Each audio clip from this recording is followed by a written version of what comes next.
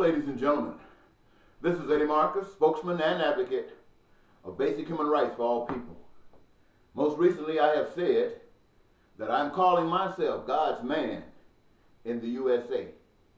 But today is the last Sunday before Valentine's Day, 2018.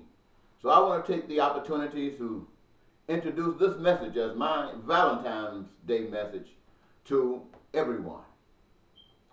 Valentine's Day, a day of love, they say. A day of compassion, they say. And so I want to tell you about something that's very, very special and unique, I understand. What I see is something that's very beautiful, and I'd like to share it with you. When I look at us as human beings, I see all of us walking around, breathing and talking and having dreams and aspirations. And I recognize that we're all made of the same stuff. I might notice some differences, say for instance, our color, our skin shade, maybe even the color of our hair, or even the texture of our hair.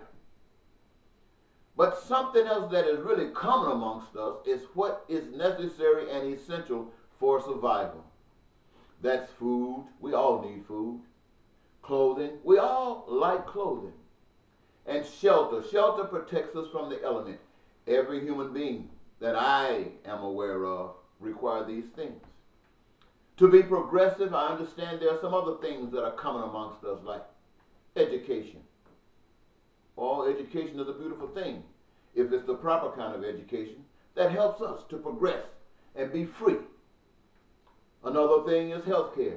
I recognize that here, every now and then, a human being gets sick. And I've never known a human being to get sick and didn't want to get well, wanted to be treated, wanted that process started. And so I see all of these things so essential amongst us as human beings. And when I think about how can this be met, how can all of these necessities be met, I think about all of us requiring of it. So then I think of us being creative in the process by engaging ourselves in work. Not just a job, but a career of our own choosing. Things that are absolutely beautiful for us as individuals. Now, when you put it together, we find that a lot of these things are not just necessarily unique, but they're common as well. We find people who want to beautify themselves in cosmetology. They think about that because looking good is a wonderful thing, like a flower. When you watch flowers, they're different. But you can stare at them and all of a sudden you can find all kinds of things that's beautiful about a flower. And when I think of us as individual human beings and what we really want of ourselves, I think of us as being beautiful, like a flower, in our uniqueness. And so I say that we should engage ourselves and put our hands to work and make sure that everything that each of us require for survival, none of us are denied that. Because wherever and whenever it occurred, every last one of us came from something. And when we look at kids, our children, we see the mother and the father producing these kids. And so when we look at that, we think about a larger picture. Even though so many mothers and so many fathers played a role in it, there was a beginning. Now where that beginning is, I don't know. I look at that which I don't know as being spiritual. So I'm saying it didn't happen with us. It was a process that was instituted by another power that designed it in such a way that we could play a role in it. That's why we come and we go. We come and we go. And it's such a beautiful thing. But I've just given you a description of we the people. All of us. Doesn't matter where we live. If it's in Africa, if it's in Europe, if it's in Asia, wherever, we are all recipients and require the same things for survival. But there's something else that's really unique, ladies and gentlemen. sisters and brothers, mothers and fathers, is that we live on an earth. We call it earth. Got ground. Something big. Something that's bold. That we definitely had no part in the process of creating. This earth has all of the things that our senses can identify.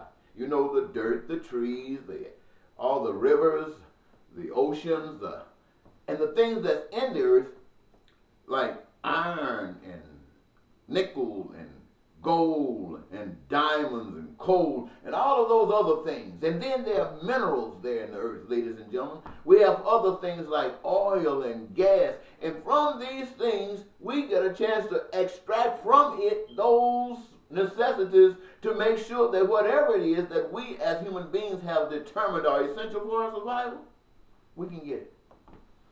We can absolutely get it. And in that process, ladies and gentlemen, we have a beautiful world. There is no starvation. There is no crime. There is no violence. There is no terrorism. There is no war. There's just a big ball of Valentine's love from a power that we cannot see. We can't put our hands on it, but yet it is obvious in everything that we can see, touch, feel, and etc., etc. That is magnificent. And so, ladies and gentlemen, I take this moment to say that this world that we live in is a given. And it was given so that we could live free. Free to be who and whatever we are. That in so doing, it's like the wind blowing or the rain that falls to the earth to give us nourishment that make our plants and our other things that come from the earth grow. Not only that, but to feed us the abundance of water that our body needs to survive. And that the trees can give us what we need to add to this system so we can have oxygen within the air that we breathe and give us life. The blood that flows through our veins tells us, ladies and gentlemen, that we are interconnected. And we don't need anything else outside of what we've been given to survive except love. And if we take love away from this, we have some stuff I don't even want to talk about at this moment in time. But what I would say to each of you is that I'm confident that everything I've said here in this moment and in this time, you would agree with. And since you agree with that, we recognize that we don't experience these things every day from everyone. I would challenge us to take advantage of this time to realize that we can have exactly what our dreams are, and that they don't exist because of what we have accepted or what we have rejected. I love you. I love you this moment in time because I can't help it. I can't help it because I have to recognize that there's a power outside that has been fruitful, that has been wonderful, that has given me 68 years of living. And I am so satisfied with it that while living this long, if I have to live any longer, that is not just for me to get up in the morning time and perhaps go through what the routines are and go to bed hoping that I'll get up the next day, but that this day that I live might be instrumental in bringing more life to myself, to my family, and my extended family all across the globe. That whatever takes away from what I have just spoken to you about does no more. I love you, sisters and brothers, because there's a power that loves all of us. And that's why we're here.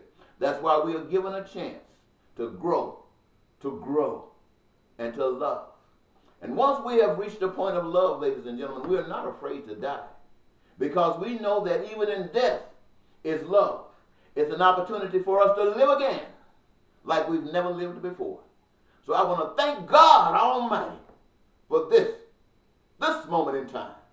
that I can speak to my sisters and my brothers all over the globe and tell us the love we seek, the world we dream of, the power to produce it is in our hands. And by the power of that, if we can love, nothing can ever take it away from us. Thank you so very much. May God bless you.